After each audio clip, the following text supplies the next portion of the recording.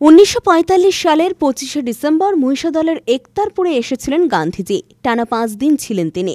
গান্ধীজির আগমনকে স্মরণীয় করে রাখতে এবং নতুন প্রজন্মের ছেলেমেয়েদের মধ্যে তুলে ধরতে মহিষাদলে গান্ধী মেলা হয়ে আসছে।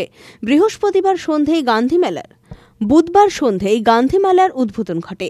উদ্বোধন অনুষ্ঠানে উপস্থিত স্বাধীনতা সংগ্রামী চিত্তরঞ্জন সামন্ত, রাজ্যের মৎস্যমন্ত্রী বিপ্লব রায়চৌধুরী সহ অন্যান্য বিশিষ্টরা। মেলা চলবে আগামী 31শে ডিসেম্বর পর্যন্ত। নাচ, গান, আবৃত্তি, যাত্রা সহ নানান সাংস্কৃতিক অনুষ্ঠানের আয়োজন করা হয়েছে এই মেলা উপলক্ষে।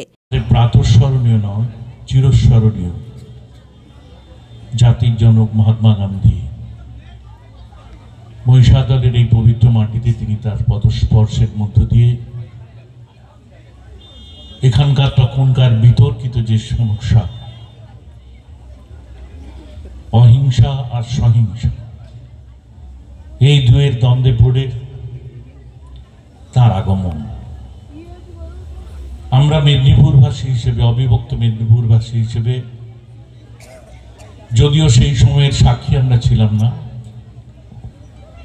কিন্তু ইতিহাস যতটুকু আমাদের জানিয়েছে, জেনেছি, পড়েছি, তাতে করে আমরা ধন্য যে এই জায়গায় সেই পুরুষটি এসে তার পদচিহ্ন রেখে গেছেন, 5 দিন ধরে অবস্থান করেছেন।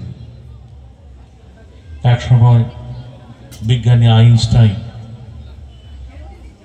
তিনি বলেছিলেন তার কোন এক জায়গায় যে এক দীর্ঘদেহী কালো পাথরের ন্যায় মানুষ সেই পৃথিবীর বুকে হেঁটে বেড়াচ্ছে, যার আচরণ, যার স্বভাব সারা পৃথিবীর কাছে আকর্ষণীয়।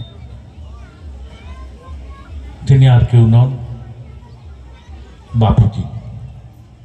আজকে সেই উপলক্ষে এখানে প্রতি বছর গান্ধী মেলার আয়োজন করা হয়।